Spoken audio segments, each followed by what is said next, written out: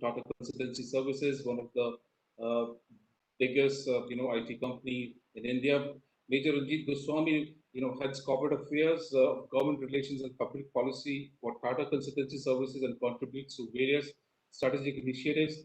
Ranjit has a diverse experience of more than 24 years in the government sector, ranging from defense and homeland security to e-governance and public policy. So it's over to you, Ranjit, please, for the welcome address. Thank you so much, Gaurav. Very good morning and a very good evening to all the viewers from India and Australia.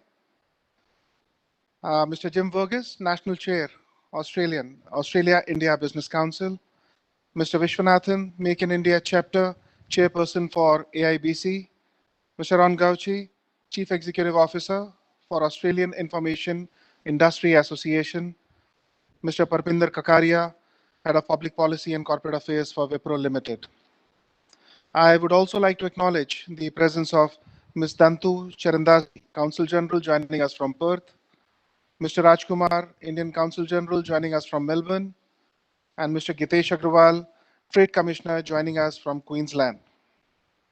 On behalf of the Federation of Indian Chambers of Commerce and Industry, India's Apex Industry Association, and on my own behalf, it's a privilege and an honor to welcome the esteemed speakers and all participants today at the FICCI and Australia-India Business Council Make in India webinar on opportunities in digital and emerging technologies. During the recently held India-Australia Virtual Summit between the two Prime Ministers, Honorable Shri Narendra Modi and Honorable Scott Morrison in June 2020, the bilateral cooperation between India and Australia has been elevated from strategic to comprehensive strategic partnership.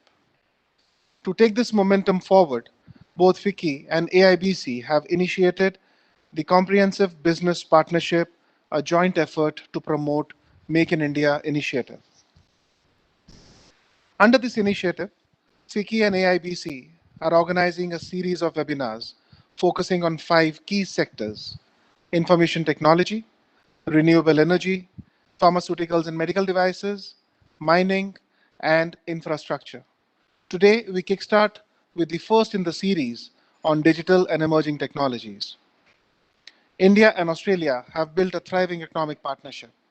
In our efforts to scale this up as the fastest growing large economy in the world, India offers unparalleled opportunities in digital and emerging technologies.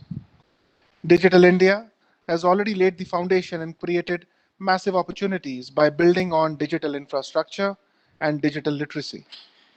To further the process of becoming knowledge economy and empowered society, artificial intelligence, cloud computing, big data analytics, robotic process automation, and 3D printing are some of the emerging technologies that have established credibility in assisting and accelerating the growth of various economies around the world.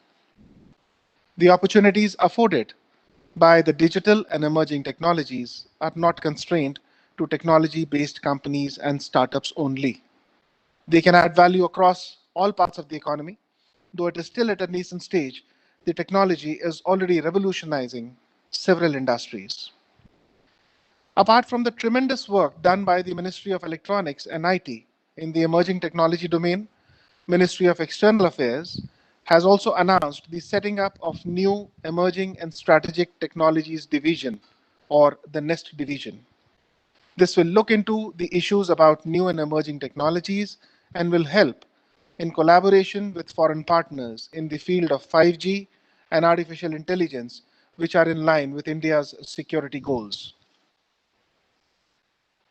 FICCI has been actively working in policy advocacy in the ICT and digital economy sector and has various key flagship events like Digital Bharat, India Internet Conference, Artificial Intelligence Conclave, amongst others, through which we get our stakeholders and partners together for discussion and growth of the sector. FICCI has been working closely with Australia-India Business Council, High Commission of Australia in India, and Indian High Commission in Australia to further deepen the trade and investment relations between the two countries. I'm sure the discussion today will help us identify opportunities for further enhancing the economic partnerships between India and Australia under digital and emerging technologies. With these words, I once again welcome all and wishing a very, very fruitful discussion ahead. Thank you. Thank you, Mr. Goswami, for sharing your thoughts and setting the tone for today's webinar, which will be followed by a panel discussion. So it's a privilege for me to now to invite Mr. Jim Verghese. He's the National Chair for Australia-India Business Council, our MOU partner in Australia. Over to you, Mr. Verghese, for your remarks, please. Thank you very much. And can I also acknowledge the very excellent context set by Ranjit Goswami? Can I start by what we call in Australia the welcomed country? And I'd like to acknowledge the traditional custodians of the land we've gathered on today in every part of our nation here in Australia. I pay my respects to elders past, present, and emerging, for they hold the memories, tradition, the culture, and hopes of the Aboriginal and Torres Strait Islander peoples here across our nation in Australia. I'd like to specifically now acknowledge that very excellent context set by Ranjit, and in fact, in the Independence Day celebration message that I gave to all members of the AIBC in Australia, I said that in the midst of COVID-19, India and Australia celebrates the signing of the landmark Comprehensive Strategic Partnership Agreement, which embodies the economic determination and sovereignty of India 74 years after independence. I stated that let us celebrate India's Independence Day by promoting and nurturing businesses to business activities at all levels to grow the economies and social capital of India and Australia. And in this context, the Australia-India Business Council is pleased to partner with FICCI in delivering a 12-month program of events using digital platforms and social media. We will jointly present a webinar series on energy, health, and pharmaceuticals, mining and infrastructure between August to October of 2020.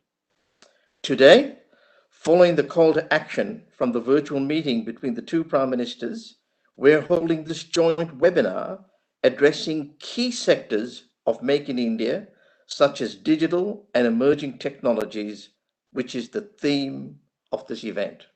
Thank you.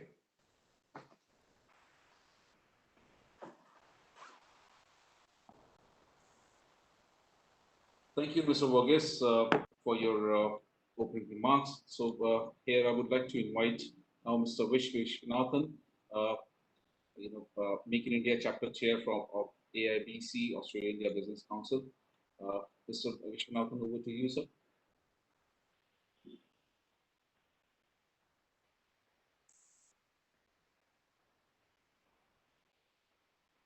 Mr. Vishwanathan? Can you hear me? Yes, we can. Okay.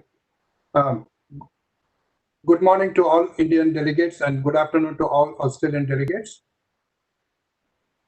All our dreams can come true, said Walt Disney, the famous animator entrepreneur.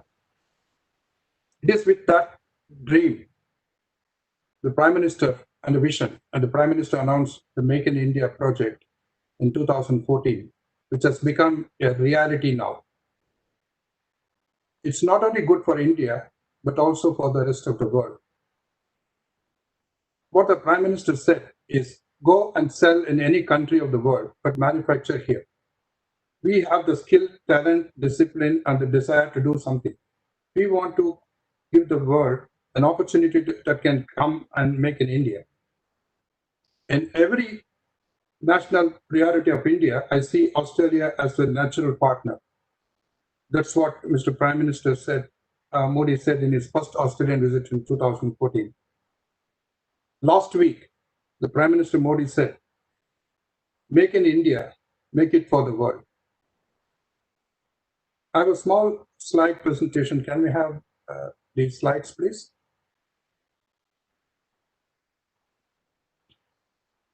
So this was the Make in India presentation at Mumbai in 2016, and that saw the investment from about 170 countries. Next slide, please. And this is what the Prime Minister said: make in India and make it for the world. And last week. Next slide, please. So what we have done is make in India and make it for Australia.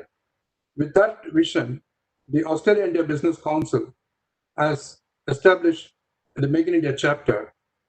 The chapter was launched in 2019, October, with a clear focus on 5 sectors. In Make in India, there are 26 sectors, but for the purpose of the alignment of the economic relationship between Australia and India, we are going to focus on 5 key sectors, which is electric vehicles and energy management, and we have sports, food processing, health and pharmaceuticals, and services. This is the most important sector, segment of the sector, which is the infrastructure services, manufacturing services, legal and professional services. Can you have the next slide, please? To give an example, we have already a number of success stories. Traditionally, Australia and India have been enjoying economic relationship in 3 major sectors, which is the agriculture, information technology, and mining. Apart from these traditional sectors, the economic developments both in Australia and in India are resulting into a number of new areas. Electric vehicles is a key priority for Australia. It's very much a key priority for India. So with that, we have this company called the Tritium Technologies. They are developing a technology for the electric vehicles, battery chargers, and they have tied up with a company which is Tata's and a few other companies. With partnership has been established, so they have been doing it. Can I have the slides, please? The last slide. And then merge search. This is an excellent success story, which we have recently, a success story on the health and pharmaceuticals. And MedSurg is a very successful Australian company. They have established in India, in Bangalore, a factory to manufacture pharmaceuticals and key pharmaceutical products. It's not only going to be used in India, but also will be probably sold in Australia. Then we have another company called Impact Management Group, and they have a product called the Gov Reports, which has been accepted by the Australian Tax Office and as well as the GST Council in India. The technology has been developed in Australia, and the technology is from Australia, and development has happened in Coimbatore in India. So this company has been very well established both in Australia and India. We have another example of Silo Bags, a Victorian-based company. They have developed large food security sites in India, and they have developed a big system in Madhya Pradesh in India. They are expanding to other places with help from Australia-India Business Council. This year, we have seen an exciting startup, wastewater to hydrogen. Now, hydrogen is going to be the future of the energy. Thinking on these lines, 3 youngsters from one of the Sydney universities came up with this idea of converting the wastewater to hydrogen. And that has got tremendous applications as a startup, and it can expand to many other areas. And we are talking to them to see how best we can help them through our startup sector, the startup chapter. We are also working with the Standards Australia and harmonization of the standards of Australia and India.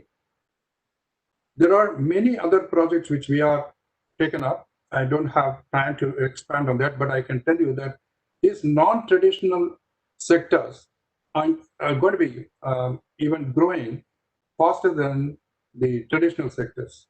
That is the way the COVID-19 has also helped in this situation. We are going to have an advanced manufacturing group also going to be talking with us to see how they can partner with the Indian companies to have the manufacturing collaboration And also the greatest thing is the supply chain. We need a global supply chain. The India and Australia supply chain is also going to be beneficial for the global supply chain. So with these words, I would like to summarize and congratulate Vicky in initiating this great discussions. And I must particularly thank Mr. Gaurav Watts, Mr. Manish Singhal, based on our discussions last few months. And we are going to have an exciting series of events, all on non-traditional sectors. And energy is going to be the next one, pharmaceuticals and health, and then followed by the infrastructure. And there is a huge market in New South Wales and the rest of the country as well. And that is something which we do not, there's a window of opportunity because the next 2 years, the spending is in the order of $100 billion. We'd like all the Indian companies also to partner with our Australian companies. We are also going to be supporting the Australian companies entering into the Indian market to participate in the Indian infrastructure as well. So there is a immense potential, and it's a huge opportunity in front of us. And Australian Business Council is very pleased to partner with Vicky in carrying out this dream, make in India, the dream project of Prime Minister of India, a reality in Australia for a global success. Thank you. Thank you, Mr. Vish. So that was Mr. Vish. He's a long-standing member of Australian Business Council and serving both as a management committee member of AIBC from the New South Wales and the national chair of Make in India chapter of AIBC. And thanks for sharing the success stories of Australian companies under the Make in India banner. So here now I would like to invite Mr. Pramendra Kakria. He's a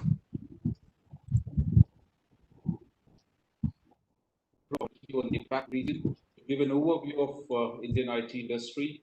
Mr. Kakria currently serves as a General Manager and Head Corporate Affairs at the Wipro Limited. He is currently responsible for the government engagement strategy for Wipro's information technology, engineering, and consumer care business.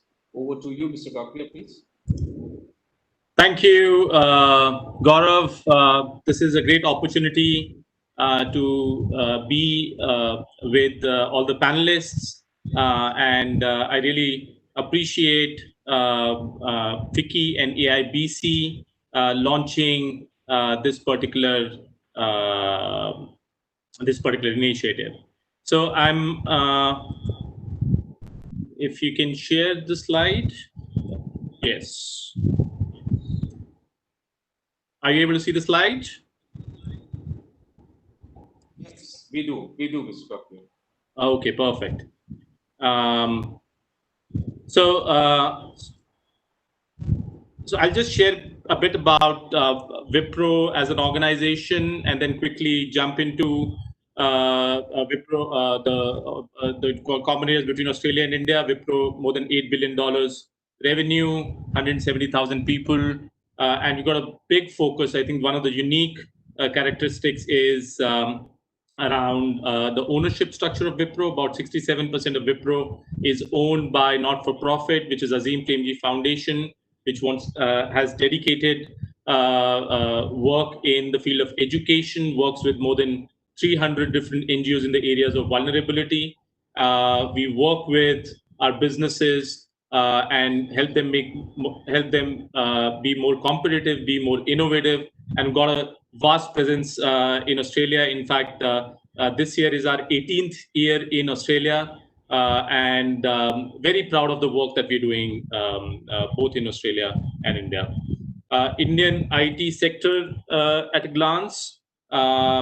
Global, these are some of the figures. Number one sourcing destination, more than 45% of the total IT BPM services, they were exported in the last year. Out of the total global outsourcing market, 55%, India comprises 50%, more than 55%, and it contributes more than 8% to the Indian GDP. It's a tremendous story of the last 3+ decades now, and lots of lessons to learn. and it's a proud moment for all of us in the industry. In terms of startups ecosystem, it's come up pretty well in the last decade. Now we are in the second largest startup ecosystems in the world, and as Wipro itself and all the other IT companies as well, there is a lot of focus on engaging with the startups in the last couple of years. Also, I think in all the emerging tech areas. In terms of generating the employment, more than 4 million people are employed by the industry. The total market size in 2019 was $177 billion. It's projected to grow to about $350 billion in the next couple of years. And the aim is to contribute to a digital economy of $1 trillion, which is a local digital economy in India. And in terms of digitally skilled talent pool, I think we've got COVID has thrown open this whole arena, wherein at one end there are people who are digitally skilled and who can be used by the organizations, and they're enabling and empowering different organizations. So we've got two spectrums. One, organizations doing very well in terms of their digital adoption, and the others which are catching up, and those who have a good interface on the digital technologies, on the emerging technologies, they've been able to deal with the whole COVID scenario in a much more positive way. In terms of innovation centers, it's the #1 destination in Asia and second worldwide. So I'm just saying this to set a prelude to the huge capacity and collaboration that can happen. And there is already a lot of good stories that have come out between India and Australia, and there's a lot of potential. And the second fastest growing data center region in Asia Pacific. I've just shown a bit of IT BPM clusters and software parks, and if you can see, it's throughout India. In case of IT BPM clusters, the big ones are Delhi NCR. I'm just sharing this for our audience so that they can get a sense of what are the different areas in India geographically where the industry is working. So in terms of in the north, there's a large area in Delhi NCR, and in the west, we've got a huge setup in Maharashtra, both Mumbai, Pune, Nagpur, as well as some of the neighboring cities. Again, Karnataka is where a bulk of Indian IT industry is located, and along in the vicinity with Tamil Nadu, with Telangana, Andhra Pradesh, and Kerala. So in terms of ease of doing business ranking, there has been a huge shift that has happened in the last 6 years. There has been a move of about 79 places.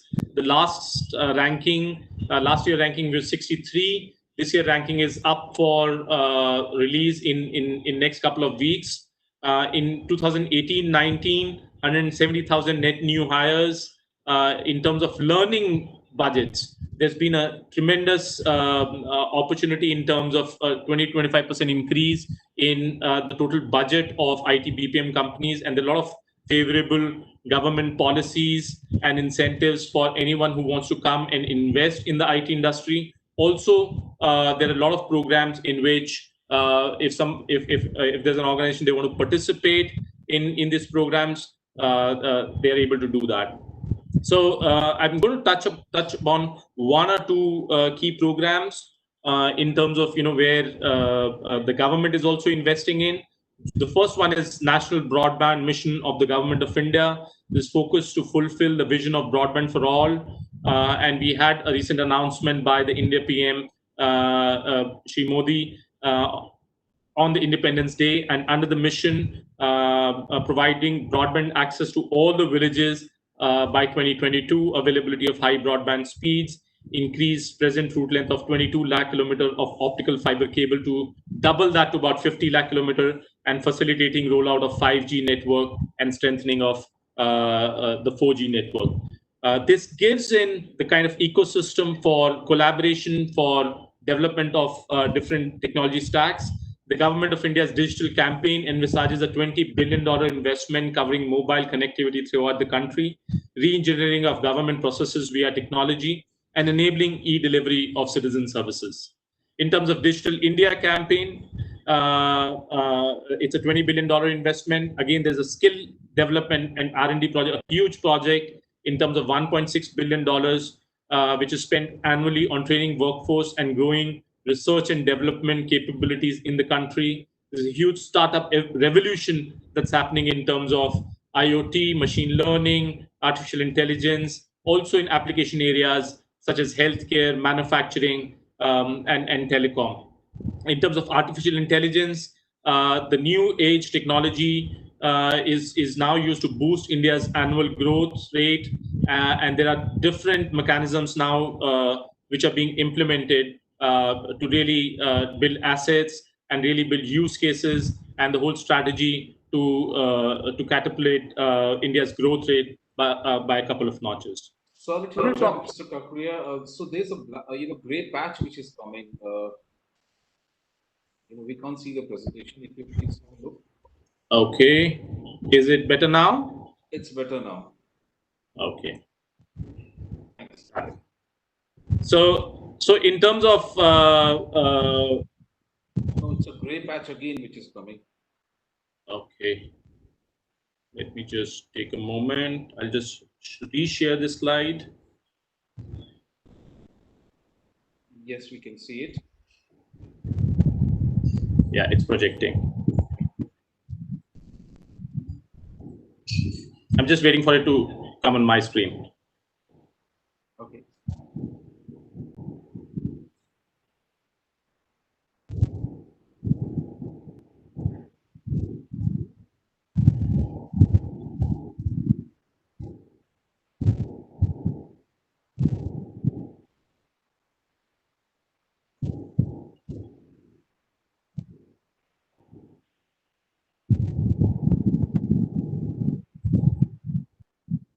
Yeah. So, so I would say, 2 or 3 key areas of opportunities in the short term, medium term in terms of cybersecurity. India and Australia have linked a pact on cyber affairs and critical technology as soon as a couple of months back in June 2020. Both the countries will invest a couple of $1 million in different technologies. This is to pilot different technologies, but also scale up in areas such as artificial intelligence, quantum computing, and robotics for the next 4 years. The fund will be aimed at supporting both Indian and Australian businesses and researchers to enhance cyber resilience. There's a global cybersecurity services market, which is expected to reach about $90 billion in the next couple of years with an overall growth rate of 10%. So it's a very strong area where both Australia is focusing, India is focusing, and there are common areas of collaboration. Indian cybersecurity services industry is expected to grow from the current about $4 billion to about $7 billion in next 2 to 3 years, and register an overall growth rate of about 21% in the next couple of years and grow to about 14 billion. There are opportunities across sectors, including healthcare, including financial services, utilities, telecom, and this is in both ends of spectrum with Australia and with India. And the second area I want to touch upon is the healthcare. There is a national health program scheme launched by Government of India, which is one of the largest government-funded healthcare programs in the world. In the next couple of years, India is expected to rank amongst the top 3 healthcare markets in terms of incremental growth. In the next couple of years, the healthcare information technology market is expected to grow about 1.5 times from the current close to about $1 billion. The Indian medical tourism market is expected to grow from its current size of $3 billion and more than triple to about $8 billion by 2020, by 2022. Again, the diagnostics market, a huge scope of growing at a growth rate of about 20+% to reach about $30 billion from the existing $5 billion. So I'm just giving a sense of the kind of applications which are available in healthcare market, the kind of segments to focus on, and Just to give a sense of IoMT, we are all familiar about IoT. People from the healthcare sector, they are familiar with IoMT, which is the Internet of Medical Things. It is expected to grow to about $2 billion in terms of the world machine learning in medical imaging market. If we talk about the US, they're very early signs, but it's implemented throughout. More than 66% of the US consumers are now open to AI integrated home-based diagnostics, a huge area. Most of the hospitals or healthcare service providers in India and Australia, they're beginning to implement this, but a huge opportunity. More than 61% of US consumers have used virtual health assistants. Again, a huge area of opportunity in terms of application of emerging technologies. The global IoMT market, which is the Internet of Medical Things market, is expected to reach about $72 billion by 2021, and about 22 30 billion IoMT devices in 2020 is what we're looking at implementing. So a huge area of collaboration in terms of healthcare. And my final slide is around emerging technologies.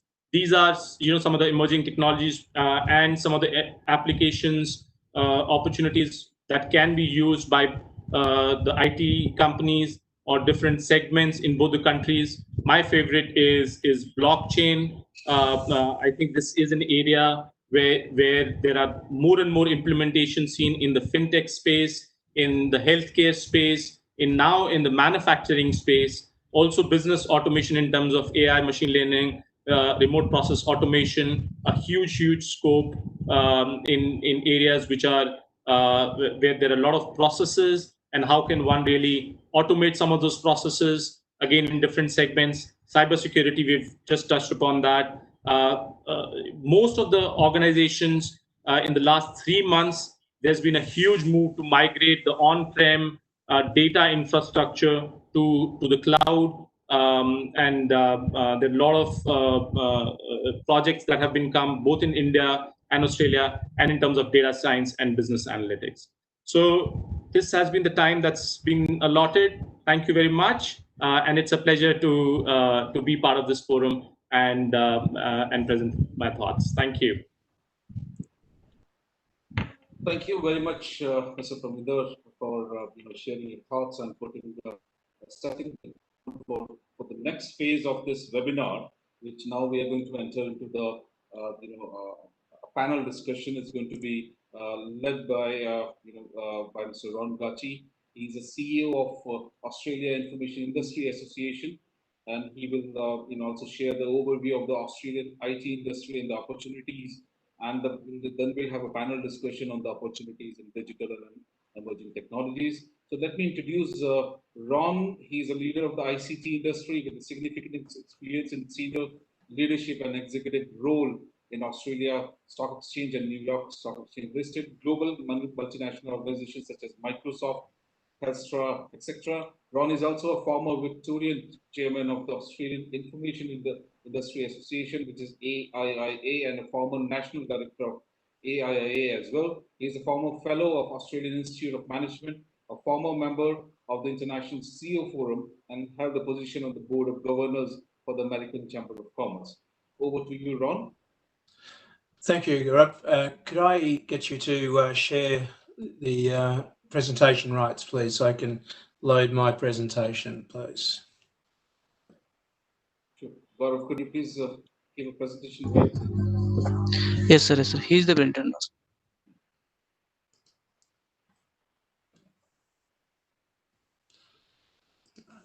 Let's just load that up.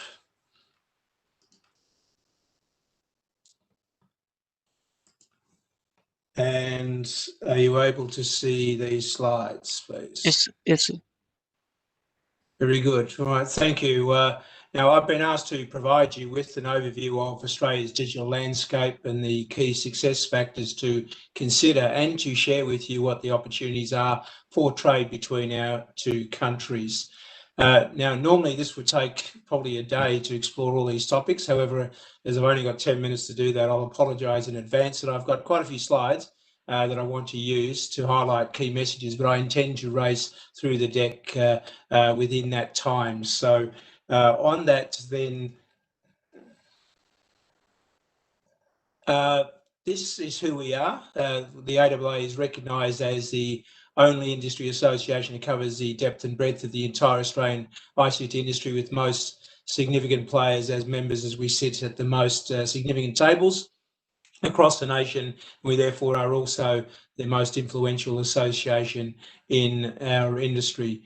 You can see here that our contribution in terms of GDP to the Australian economy, most importantly, whilst we are ranked number 6, as the ICT plays a significant role in enabling the economic contribution of every other industry in Australia, and particularly the top 5. The key point here is that our industry has a real opportunity to double in size over the next 5 years with the right investments. This slide here highlights the size of the Australian ICT workforce and the employment opportunities that exist in our industry. Clearly, whether you are a young person looking to join an exciting industry with many diverse opportunities across a wide range of industries, or wanting to be upskilled or cross-skilled, there is plenty of scope and opportunity in our sector. What you see here then is this chart highlights why Australia is very heavily invested in globalisation, showing that percentage of our city population is made up of international born residents and where they come from. Clearly, there's an opportunity for India here, and behind China, India is in fact in a position to be our second largest trade partner. This next slide highlights our multiculturalism economically, noting that 54% growth has come from India. Our relationships are strong and our trade history is solid. Indian organisations have been very successful in Australia.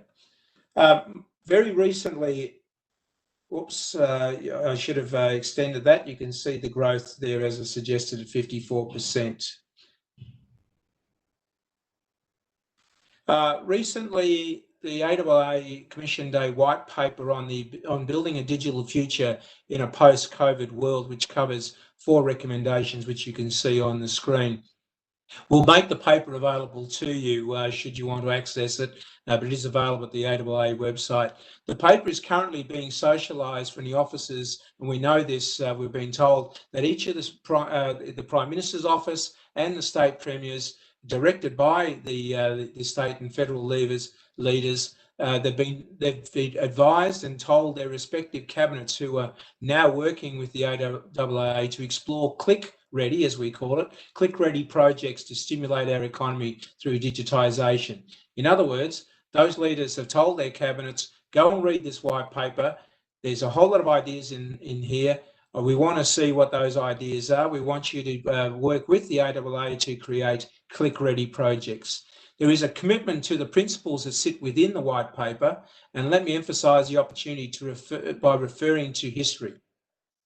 100 years ago, we came out of World War I, straight into the Spanish flu, killing 50 million people around the world. As Australia had connected electricity to every home, through the manufacturing and use of white goods, we experienced a period during the 20s of economic boom, which we now call the Roaring 20s. Here we are 100 years later. We have digitised our homes, we have NBN broadband to our homes, and we have a country that is connected with this digital technology that can create a new period of economic boom through the development of technology solutions. 100 years later, and we're in the same position. I think this is an exciting time if we think about the economic opportunities. So specifically then, where are the key sectors with critical needs? You can see on the slide, I don't need to read that for you, but that's where the opportunities are at the moment. I'd like to expand on some of those, if I may.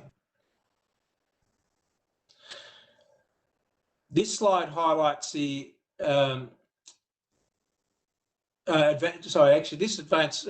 highlighted advanced global economies are still heavily investing in a science and technology-led productivity growth, which is clearly an opportunity in Australia with a heavy reliance in the importing of skills and capability. However, that is not backed by the incentives on offer for R&D investment. And the AAA has been quite vocal on actually trying to influence government policy on creating better incentives for private sector investment in R&D. There has been much debate around this topic in Australia, and we want to continue that level of conversation. So where are the emerging opportunities? This slide here highlights the emerging employment opportunities within our ICT industry. And now let's look at some of the specific opportunities for ICT in Australia. And no surprises that some of this information will be consistent with some of the speakers that have already spoken to this area. So obviously, oh, I think Siri wants to intervene. There is, I'll let her go away. There's no question that telehealth is a massively growing opportunity, as it should have been for some time now, as you can see from this chart. Likewise, in terms of retail growth, retail has grown rapidly with various businesses, such as, if you're watching the Australian Stock Exchange at the moment, the ASX JB Hi-Fi has shown significant growth reflected on the stock indices. And our own IT, in Australia, the ASX carries its own IT index, and the IT industry has actually been one of the industries that continues to show day on day and month on month growth of stock value and shareholder value. Supply chain logistics is also becoming booming on the back of this as well. Likewise, teleworking, with many organisations making the decision to continue the benefits working from home post-COVID, is that's likely to continue with a high percentage of organisations keeping their workforces at home. And finally, the demand for depending on whose information you read, the number is up in terms of the number of job availability. Some of those data points we have show in excess of 250,000 jobs are needed to meet ICT solutions as well. So, given Australia's exposure to natural disasters, this is an area of focus for the delivery of solutions. Billions of dollars are being spent on research to identify solutions, and we are a country that can have droughts and floods in the same cycle, depending on where you are in the country, given the spread of our country. By way of an example, and I should say then, there is the AI space. And we've already you've already heard that being mentioned by previous speakers. If the European trends are an example, AI poses to be a significant opportunity to be for Australia to be a producer rather than a customer in the AI space. And by way of an example, certainly, and you can see on this slide, I've mentioned the opportunity of agri-tech earlier. The CSIRO has made great progress through its investments in R&D in this space, and we're seeing AI hubs appearing on the ICT landscape, and I can confirm that the AIIA is in discussion to bring together a cohort of industry players to run an AI centre of excellence within country to develop the commercialisation of products and services across target industries for the region, if not globally.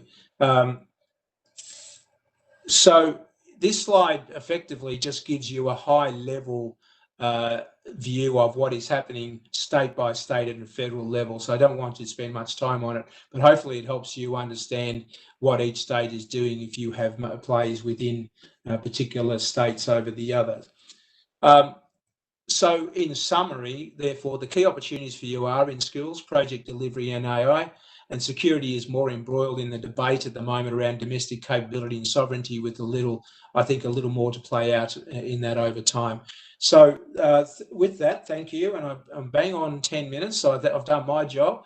There will be time for questions later, but please now allow me to introduce the discussion panel that I'll facilitate.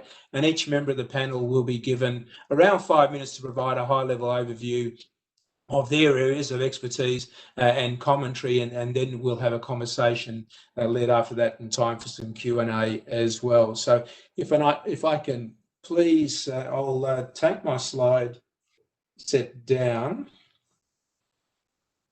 and hand over to you. If that's, I need to stop sharing, don't I?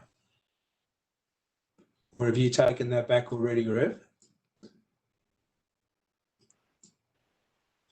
Yeah, I think, yes, I mean, my colleague is taking it. So requesting Gaurav to put a slide of the profile of the panelists, please.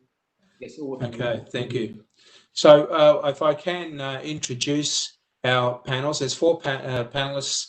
Rajesh Dudo, Vice President and Practical Leader of Blockchain and Cybersecurity. And you can see on the slide, Rajesh is responsible for making blockchain relevant and valuable for common man in India by spearheading implementation of solutions to block spam calls and text in partnership with 3 leading telcos and also Telecom Regulatory Authority of India. Rajesh will be joined by Harjinder Kaur, Managing Director of Chief Executive Officer ComVision and immediate past President of FICCI Ladies Organisation and Emerging Technologies in India for Vehicular Transactions, FASTag. Also joining me will be Mr. Shane Sweeney, Cyber Security Specialist for EY Australia. Am I moving too quickly for your slides there, am I? Sorry. And also Professor Anuradha Desai is joining us as well as Director of La Trobe University's Centre for Technology Infusion. We will hear from each of the speakers and you'll learn a little bit more about what they do. So without further ado, who would you like me to start with? I think we're starting with Rajesh, are we? So I'll start with you, Rajesh. I've already given some introduction to you. You've been instrumental in establishing blockchain practice at TechM that made blockchain real and valuable for several global customers. So I'll hand over to you to tell us a little bit more and speak to your topic, and then we'll spend time with each of the panelists, and then we'll go to Q&A. Thank you. Yeah, thank you, Ron. Hello, everyone. Good morning, good afternoon, depending upon wherever you are in the globe. My name is Rajesh, and I lead the blockchain as well as the cybersecurity practice at Tech Mahindra. We're seeing a lot of convergence between these two emerging technologies, blockchain and as well as cybersecurity.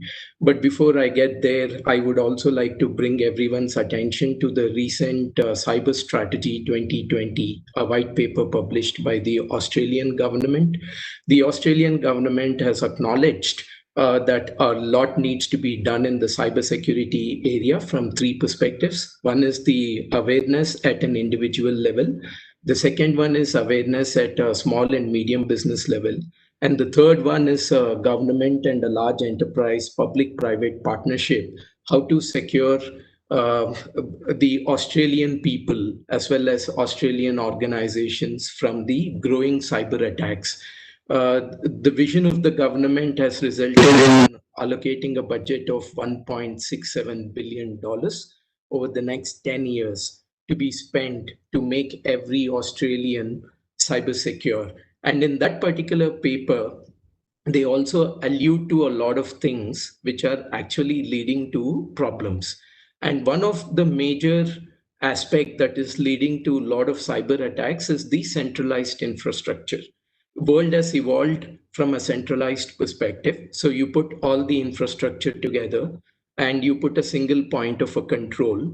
And when there is a DDoS attack from multiple vectors, it brings down that single point of control and results in lack of service and results in disruption to the service. So what is happening from an emerging perspective, both at the interface of blockchain and cybersecurity, we see a shift from centralized infrastructures to the decentralized infrastructures. And I say that from two perspectives. For example, if you look at your digital identities today, your digital identities are held by a centralized party. And if there is any compromise at that centralized party, all the information is available, right? The attackers are going to exfiltrate and exfoliate the personally identifiable information in the public domain. So what we are seeing is a shift which has just begun from a centralized infrastructure to a decentralized infrastructure and decentralized identities. There are several companies that are already working in this space. Some of them are leveraging blockchain and some of them are not leveraging blockchain. That's the first one. The second one, if I bring your attention to the recent disruption of the service that was there at Telstra, one of the largest telco provider in Australia, they saw a lot of, the disruption has happened because they had unanticipated traffic on their DDoS infrastructure. And when they went and dig down deeper, they kind of realized that this could have been avoided if they had a decentralized infrastructure, basically decentralized infrastructure on the DNS. And the service provider who was involved over there was Cloudflare.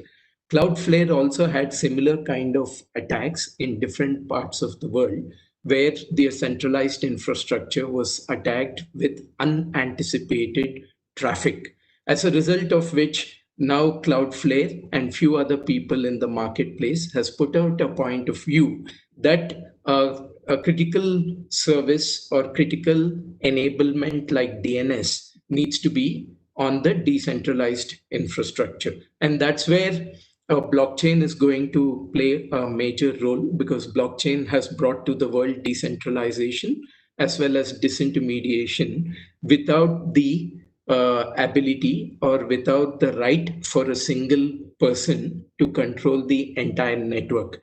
And we are also seeing this in the traditional practice areas of cybersecurity. For example, if you take service like identity and access management, IDAM, from an enterprise perspective, where everybody needs to be identified.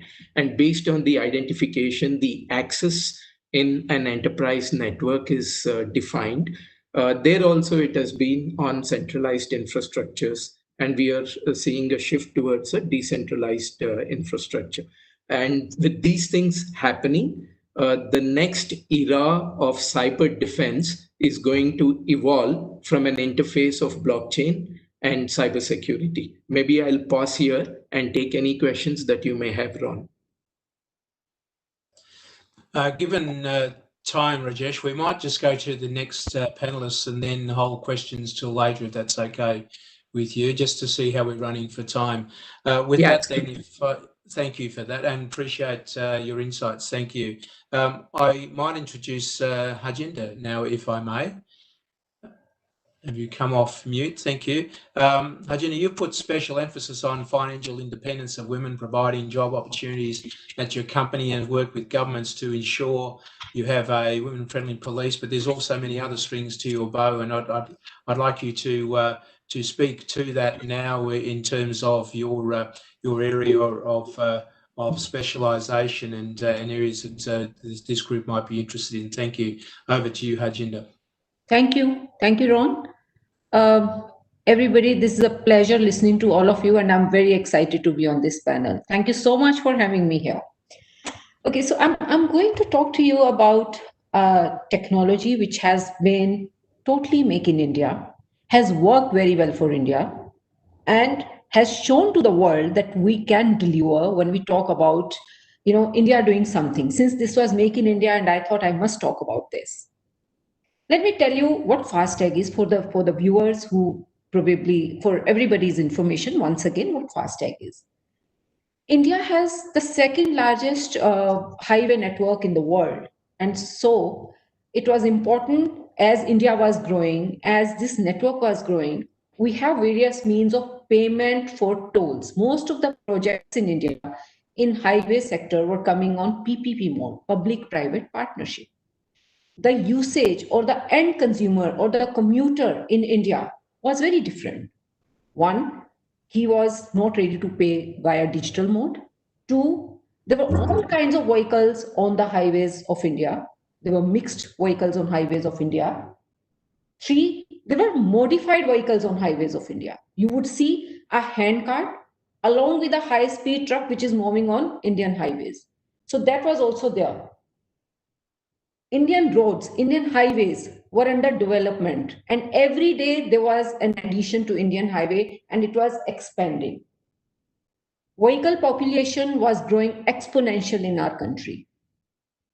Most of the people wanted to do only manual payment of tolls because the projects by Indian government were on PPP mode. The Indian government had not sufficient money at that point in time to invest in infrastructure, and nobody could have done because the road infrastructure requirement was very, very high. So in 2014, they said, let's introduce FASTag. What was FASTag? FASTag was a RFID tag, which was affixed on a vehicle windscreen, highway toll to be debited from a linked account without vehicles to stop for transactions. Initially, when they introduced FASTag, nobody in India was keen. People were still on manual mode of tolling. Then slowly government of India started making this as a part of bigger program, which was called National Electronic Toll Collection, because they had to do electronic mode of transactions even on tolls.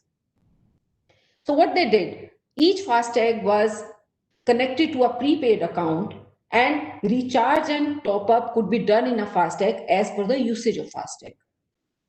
If there was no sufficient balance, your FASTag would be blacklisted and you won't be able to cross a toll plaza unless you top it up. This caused, and this one thing where authorities took total interest in moving it faster, created a digital transformation in transport sector in form of FASTag electronic toll collection. And since this was a part of NETC program, which was taken care by RBI subsidiary, I am sure all of you know about NPCI, which is launched RuPay, Bheem in Indian ecosystem. This aims to be an open platform for development of services. Therefore, many services were possible. And this can be further extended into multiple transport-based services, and rightfully so. Sometime back, Minister of Roads and Highways said that he is looking at FASTag to be next Aadhaar, and for I would say a unique UID system which is being followed in India for transport sector. So if a vehicle has a FASTag on the windscreen, that should become the unique identification of the vehicle, and any transaction should be done with which is contactless. Given COVID situation, this is all more required in India. Beauty is that one's wallet is attached to the FASTag. And if I make use of FASTag technology very well in the country, I can probably expand it further to other services in India. Let me tell you, ladies and gentlemen, here that India, whatever solution has worked well for India is my experience. Since 25 years, I'm into IT industry and I have been doing work with government sectors. Whatever solution has done very, very well for India and has done successfully in India, there have been two components to it. Others might be different or some other experience, but I would say my experience is one, when the authorities are involved. Two, when the program or the solution comes out, the domain information and knowledge that you have for Indian market. This worked very well for FASTag.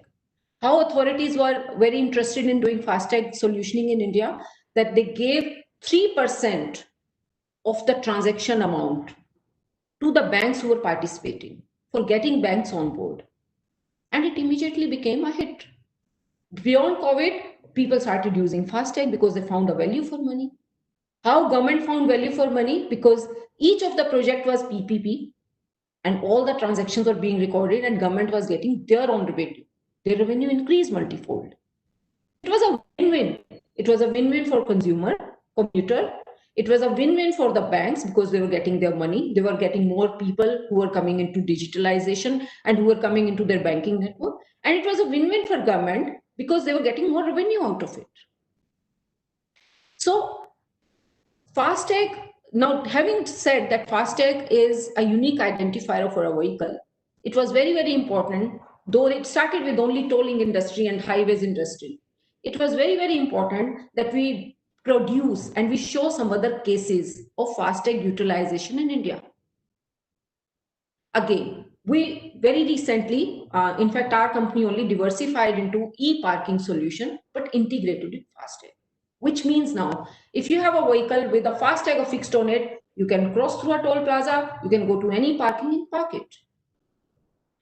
This can be expanded to a big ecosystem of parking in India. 3, I can probably do my traffic challans using FASTag. If police is having, they have to do a challan for the high-speed vehicle, they will probably capture the FASTag information and do the challans. Filling of fuel can be done using FASTag. So slowly FASTag kind of transactions can become one mode of, single mode of payment for multiple transactions, which we looked at. And the model was very, very simple. The model was same as that there are 2 banks involved, one which issues FASTag, 2 which acquires a property where a FASTag transaction is to be done, and then both of them settle their transaction the way you do your debit and credit transaction reconciliation. And I'm also very proud to tell you, having done these solutions in India, now Indian companies are moving out. We are exporting to the world.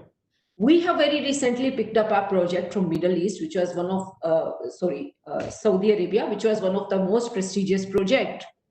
And we could beat all the world leaders by significant margin because our costs are less. IT manpower in India is not at all expensive, and we must encash on this.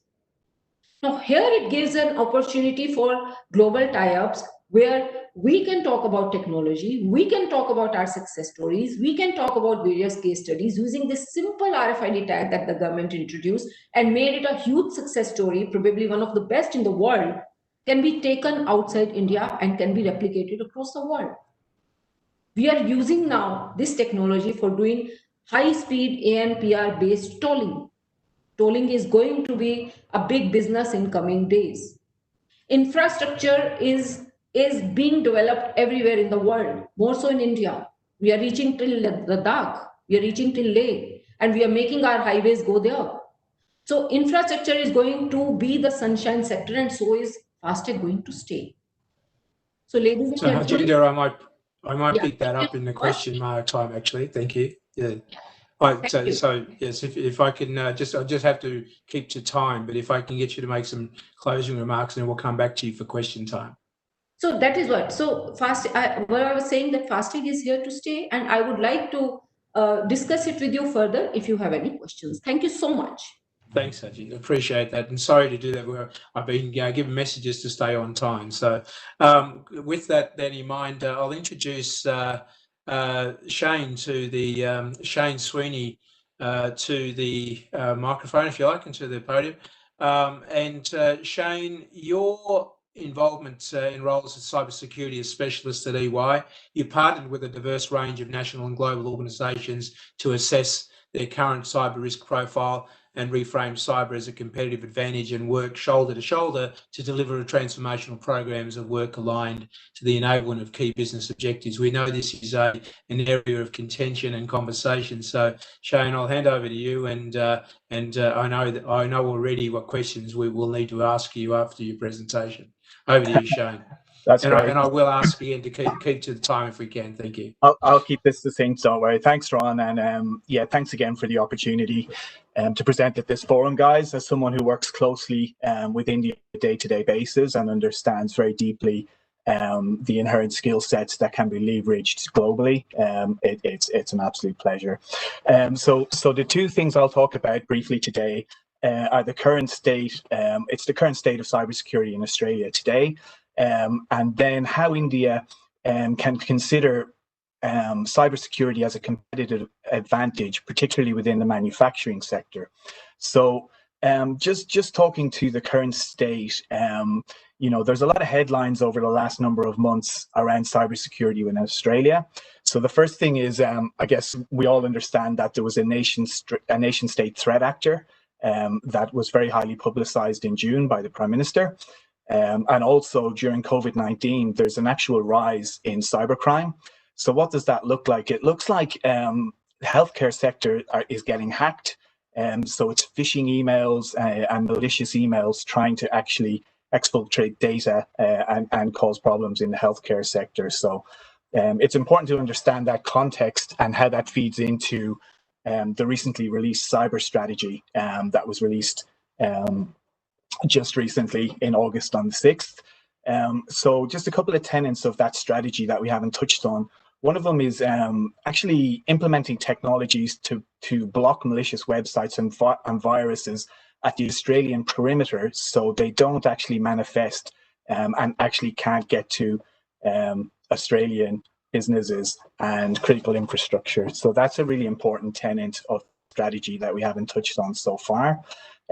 We're also looking to establish new research laboratories and build a new system to share information with industry. So, that's around criminal syndicates and hostile foreign governments and such intel like that. So that's just a little bit around the current state of play within cybersecurity.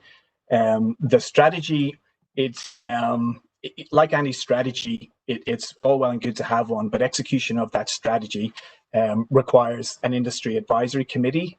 So that's yet to be established, and that will require input from healthcare, retail, manufacturing, finance, agriculture, and education.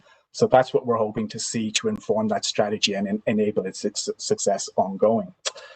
So that's just the current state view. So I think talking about cybersecurity as a global differentiator in manufacturing for India. So, global competitors are always looking for an advantage in terms of stealing intellectual property and causing disruptions to competitors in that manufacturing space. Typically, maybe China would be seen as a leader in that manufacturing space, and there's an opportunity there for India to step into that. So contemporary manufacturing leverages these emerging technologies. So we're talking about robotics, we're talking about 5G, wireless, we're talking about SCADA, and we're talking about data-driven blockchain and such emerging technologies we've already spoken to. So the threat actors, threat actors, we're talking about nation state predominantly and competitors. They're increasingly targeting non-information technology industries such as manufacturing, because these industries traditionally have given cybersecurity less of a focus than other parts of industry. So Indian manufacturing companies actually detected more malware than any other industry sectors in India. So it's the highest risk because it hasn't considered cybersecurity in depth and from the beginning as it should have. So the impact to this, if we're talking about global trade and reputation, first of all, you have to talk about the cost of remediation from a cybersecurity perspective, and then the higher costs of cyber insurance. But the real opportunity here from a cybersecurity perspective for India in particular is the ability to establish a positive global reputation so that manufacturing intellectual property and the ability to attract investment ongoing in the manufacturing sector is enabled through the establishment of cybersecurity in that sector. So that's all I'll say for now. I'll keep it quick based on that time frame, Ron, and I'll be open for questions after the fact. Thank you. Lovely work, Shane. You did well. Thank you very much. And finally, I would like to introduce Professor Anuradha Desai, Director of La Trobe University Centre for Technology Infusion. And yes, you have got a PowerPoint slide, but people shouldn't panic. Annie knows that he's got a time frame as well. Over to you, Annie. You need to come off mute, I think.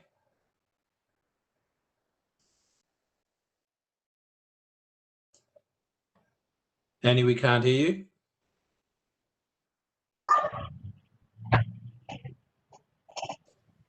Over to you, Annie.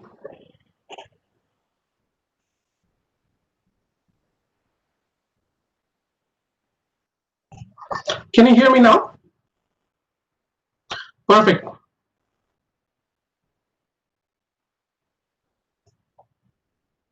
Sorry, guys. So yeah, I've been put on a task to keep to 5 minutes. So I'm gonna do what best I can, and my apologies for bombarding everyone with a lot of information in 5 minutes. So let me make a start. So look, just a very quick introduction. I've been here at La Trobe University for a bit over 12 years, and I run a center here called Center for Technology Infusion. And our focus is to bring ideas to life in digital and ICT sort of space. And our focus is, small R, big D. We bring ideas to life in the sense that we build stuff, we solve problems, and we bring them to public reality. So very applied research center. Most of our staff don't do any teaching. We predominantly work on as a contract research provider, and we run some projects in the smart cities and digital sort of IoT, ICT sort of sphere. And what I wanted to sort of do was give you a few case studies just to trigger some ideas. The session was named the potential or opportunities in digital and emerging technology. So I wanted to give some case studies of what we're doing here, just to trigger some thoughts and potentially some discussion later on.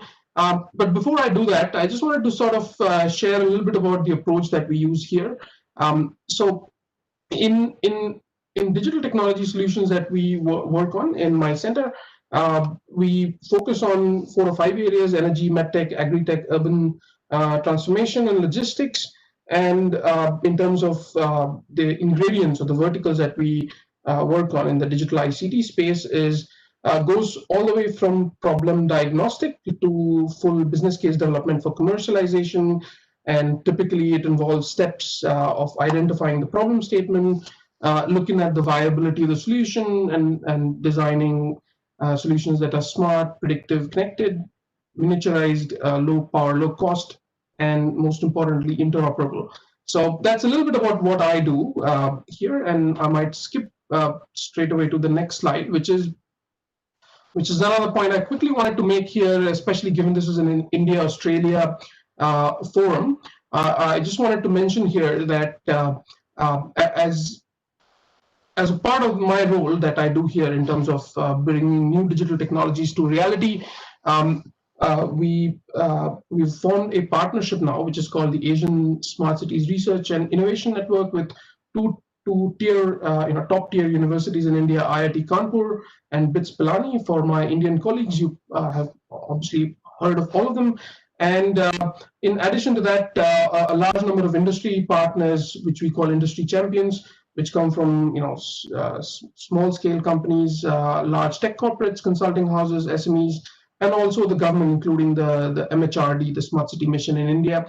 The goal of this particular initiative is to develop a partnership approach which involves industry, government, and universities to make cities and towns more sustainable, livable, and efficient.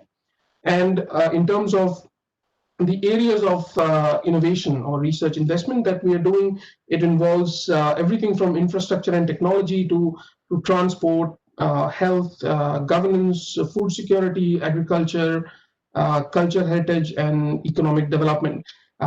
We have signed agreements to invest nearly $13.5 million in terms of joint PhD program with our partner universities, including several joint professorial appointments. And the entire initiative is focused on bringing new digital technologies to life to solve community problems.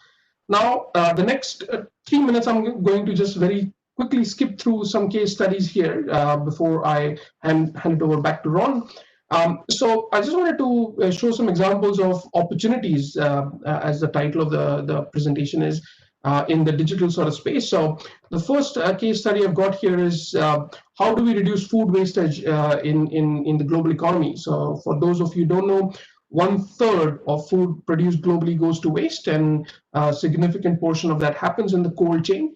So how do we reduce that? And the solution that we've built with a private company here is to provide an ultra low cost, low power, long battery life solution to monitor everything from farm gate to shop front, using miniaturization, so semiconductor chip design sort of work.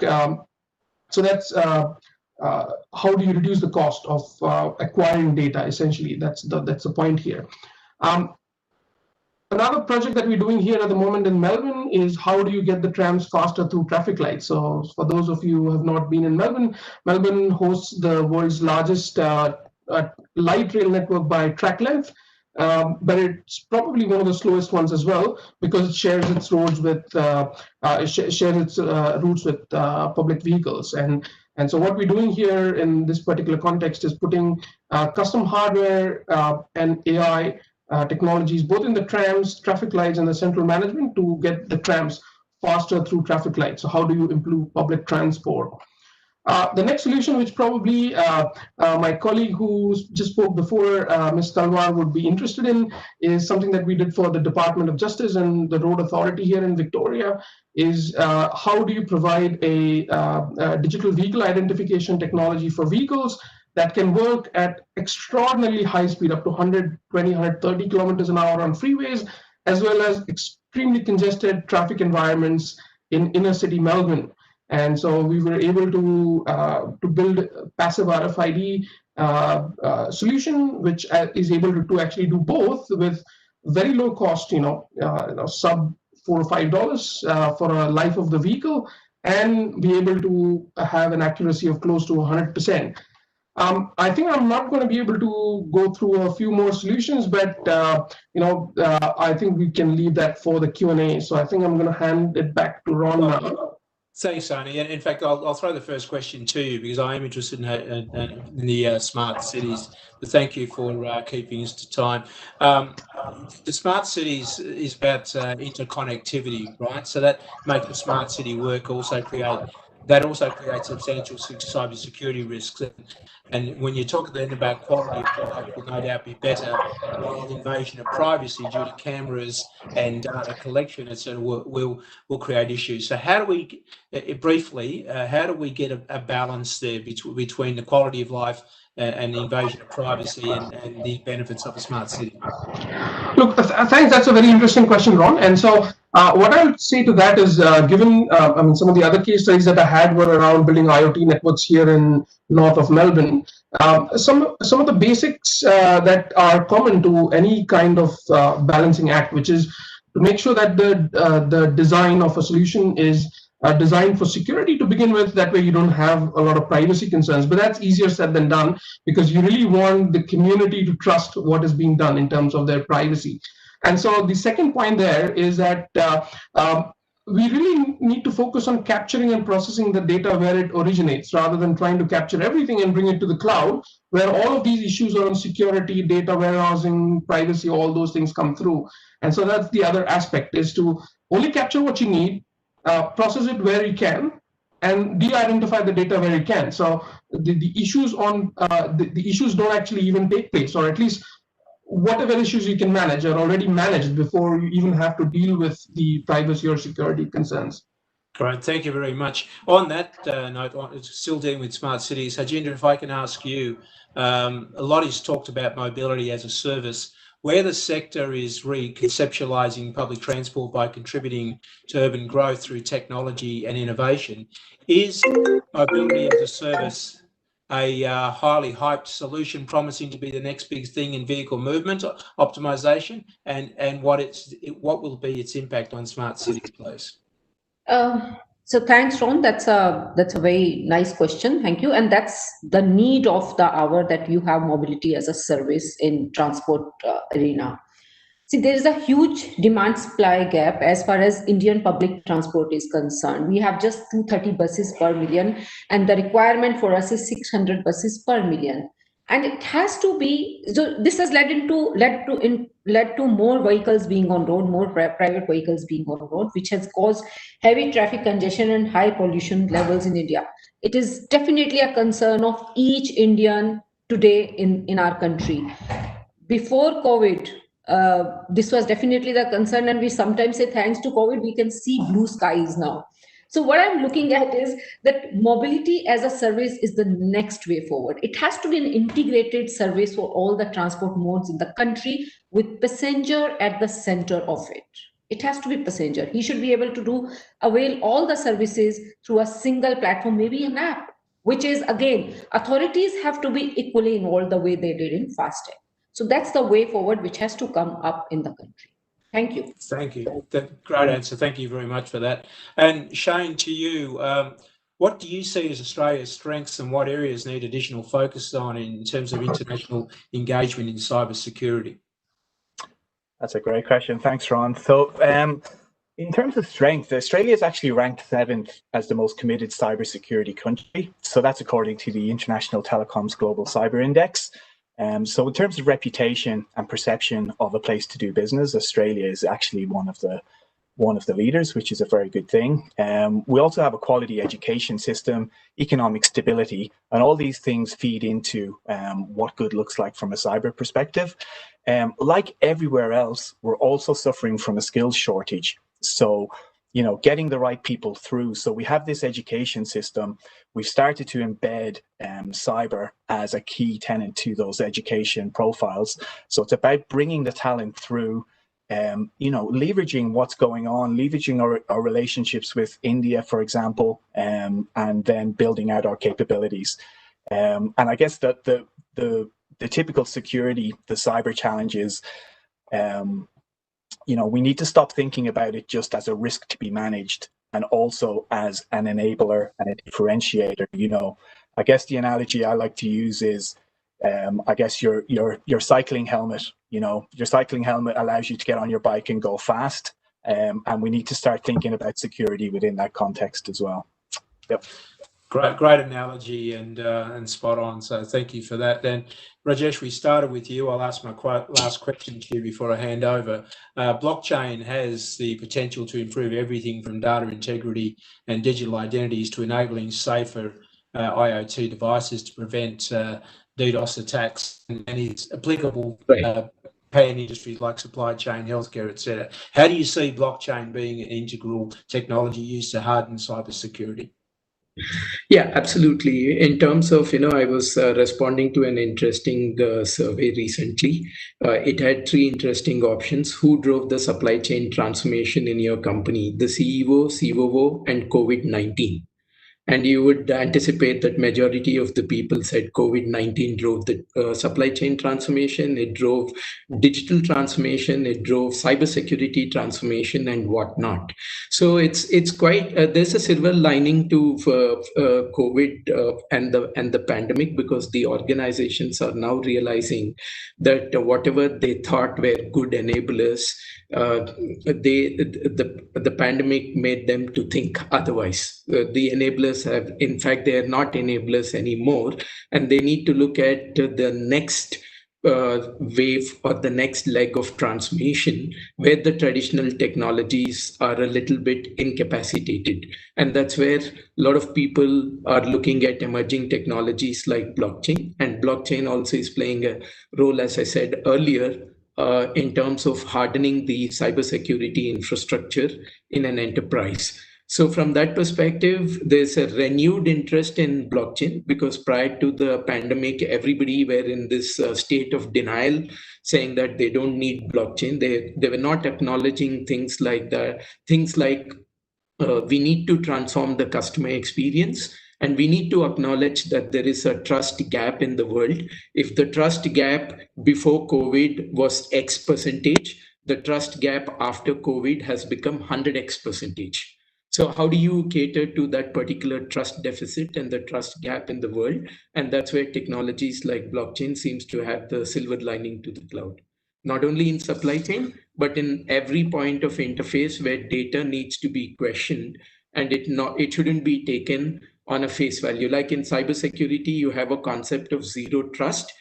So is in the world, the zero trust principle needs to be applied to every information that gets processed. And blockchain has an ability to validate that. Thanks, Rajesh. I won't ask any further questions because the reality is, as I said earlier, we could spend all day answering the questions, and maybe what we'll do is we know that there's some questions at the panel. We might capture those and get answers to the people who have asked those. So with that, then trying to stick to time, and thank you very much for our four panelists. Really appreciate your contribution. Sorry to have hurried you along, but Dashrath, I'll hand over to you now. I think my duties have done, so I'll let you pick it up from here. Thank you. Thank you very much, Ron. Thanks for organizing this and hosting this and the great discussions. And thanks to all the panelists, to Rajesh, to Harjinder, and to Shane, Professor Anirudh. Now I would like to introduce and invite Mr. Ashok Mysore. He is a national chair for ICT and Digital Australia, India Business Council, to summarize the entire webinar and share his views. Mr. Ashok Mysore has over 29 years of industry experience across telecommunication, financial services, logistics, energy, utilities, and services industries. Ashok is also a Vice President and Regional Head Delivery and Operations for Australia and New Zealand for Infosys. So over to you, Mr. Mysore. Thanks so much, Gaurav. I mean, the last 90 minutes has just actually flown through with so much of amazing speakers and information around emerging technologies. We've spoken everything from meetings between the prime ministers to the Australia's cybersecurity, 2020 strategy, India's national cybersecurity strategy for 2020. They recently signed a framework arrangement on cyber and cyber-enabled critical technology cooperations between Australia and India. So we heard about the digital India, which is a knowledge economy around cyber, AI, ML, robotics, and many opportunities. And India being in the top 5 tech startups. How national broadband, smart cities, R&D, across healthcare, education, financial services, etc., are high investment and growth opportunities in India. And then we heard the Australian side of it around, how technology would double in size, the opportunity for India to be the second largest trade partner, to Australia. And I think, what we found is that the industries which are thriving in both these countries, be it advanced manufacturing, agri-tech, healthcare, ICT and emerging technology, which is basically kind of the backbone of this. And these are common sectors which we heard, as growth sectors and sectors where a lot of investments are being actually done by both the governments. We also saw that the growth of tech workforce is a phenomenal opportunity for the two countries to actually collaborate on. In addition, we spoke about key areas around cyber and blockchain, very nicely explained around, how one has to actually consider the centralized to the decentralized infrastructure, how to leverage blockchain within cyber. And then some fascinating, information around how a completely indigenous technology and platform was developed for FastTag, which is an extremely successful company that actually went around the challenges of different kinds of vehicles, how the public did not want to actually pay digitally, the issues around road underdevelopment, the vehicle population exponential growth, etc. And how today FastTag has developed and has become a digital infrastructure akin to Aadhaar, but for a vehicle movement management area. We heard about cybersecurity, the increase in cybercrime in healthcare, and Australia taking a stance of being extremely vocal in highlighting, state actors who are perpetrating that. And how an industry advisory committee establishment is seen as an important cornerstone to the successful execution of the 2020 strategy. And very similar veins, which we actually saw around how India is actually considering, cybersecurity, and similar approaches to actually going and asking the larger community, the academia, the small business, and the public to provide inputs as to how to actually shape this strategy for it. And then finally, we saw a lot of information shared around smart cities and how, I guess, when technology, city governance, and communities of people can come together to improve the quality of life for everyone involved. And that's truly when, I guess, a city becomes smart. And how the smart logistics, smart public transport, resolving law enforcement has a good collaborative and potential opportunity to what, I guess, FastTech is doing versus what Latrobe has actually done as use cases and problem statements over here in Australia. So a massive overlap between what Australia and India, be it around industry sectors or in technology domains, can actually collaborate and thrive this bilateral trade. It has been a fascinating discussion here. Obviously, time doesn't allow us to actually explore all the various questions that we have. But what I can say is that, as earlier it was said, this is a series of webinars that we'll do between August and October. But more importantly, I'd like to just highlight that we will be having a roundtable in about 4 to 5 weeks, very specifically discussing around the opportunities between Australia and India and how we can actually grow this bilateral trade between the two countries. And invite some of you and some of the companies, be it startup or be it enterprises, to discuss how we can actually collaborate between the two countries. So having said that, I would like to actually pass back to Gaurav so that we can actually conclude the session with a vote of thanks. Thank you, Mr. Misro. So for the vote of thanks, let me invite Mr. Kevin Raju. Kevin is the founder and CEO of a smart venturing and management consulting firm, providing expert consultations on how to leverage cloud-based platform and modules to improve productivity through automating time-consuming and repetitive tasks. So over to you, Raju, for the vote of thanks. Thank you, Gaurav. Good evening and good afternoon to all. It's really been an enjoyable and informative hour and a half for myself, and I'm sure for all the participants. Kindly indulge me for 5 more minutes. Honorable guests and speakers, respected members and chapter chairs, Mr. Chairman, our most valued guests, ladies and gentlemen, it's my privilege to propose a vote of thanks on this occasion.